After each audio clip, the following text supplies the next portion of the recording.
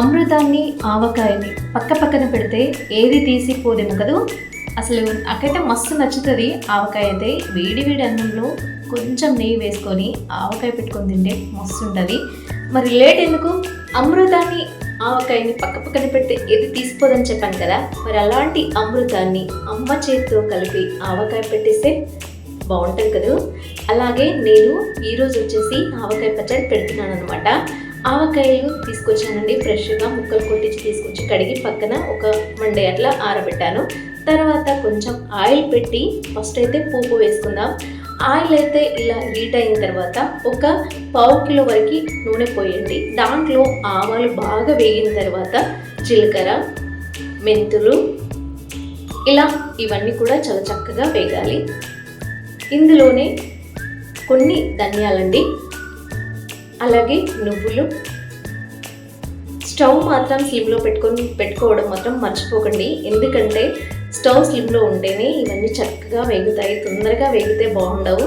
ఇంకా స్టవ్ స్లిమ్లోనే ఉండగానే పసుపు వేయాలండి. అలాగే వెల్లుల్లి రెబ్బల పేస్ట్, అల్లం వెల్లిగడ్డ పేస్ట్.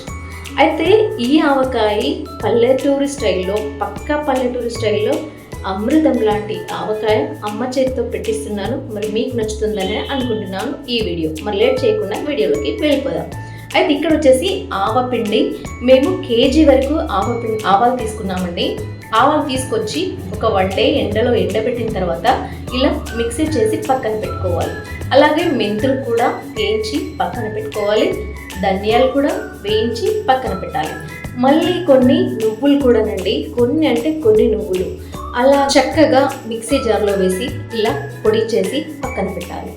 ఈ తర్వాత ఇవన్నీ ఒక పెద్ద బగోని తీసుకొని అందులో వేసుకోవాలి. నేను బేషన్ తట్టలో కలుపుతున్నానండి. కారం వచ్చేసి మాకైతే పక్కాగా ఒక 1 కేజీ 1.5 కేజీ వరకు పట్టిందనమాట.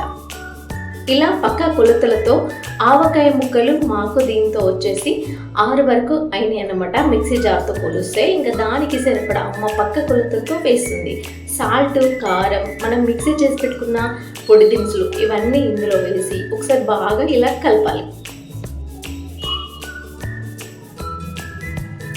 పైనుంచి కొన్ని నువ్వులు వేయాలండి. నువ్వులు వేస్తేనే తొక్కు చాలా బాగుంటుంది. ఆవకాయ పచ్చడి, తొక్కు అని అంటాం కదా, ఆవకాయ పచ్చడి చూడండి ఇలా. అయితే ఇందులోనే వెల్లుల్లి రెబ్బలు కూడా వేయాలండి.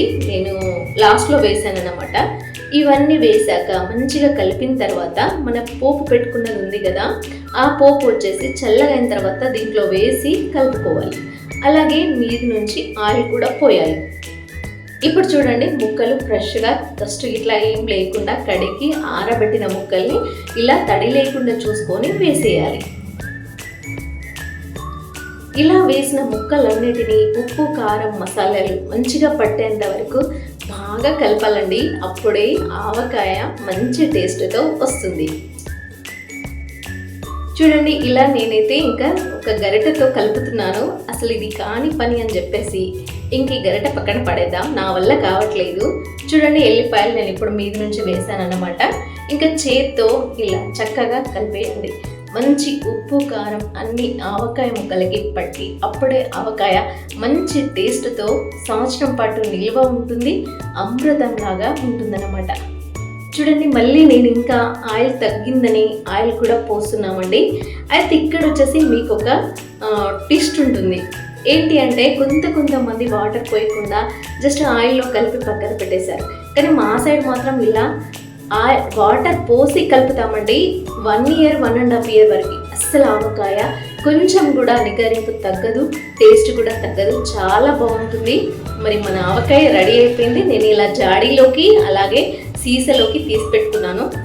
అబ్బాబ్బా ఇప్పుడు చూస్తుంటే ఇప్పుడు ఇంకా నాకు నోరు ఊరిపోతుంది అనమాట. అదే బేషన్లో అన్నం కలిపి వేడి వేడి ముద్దలు తినేసి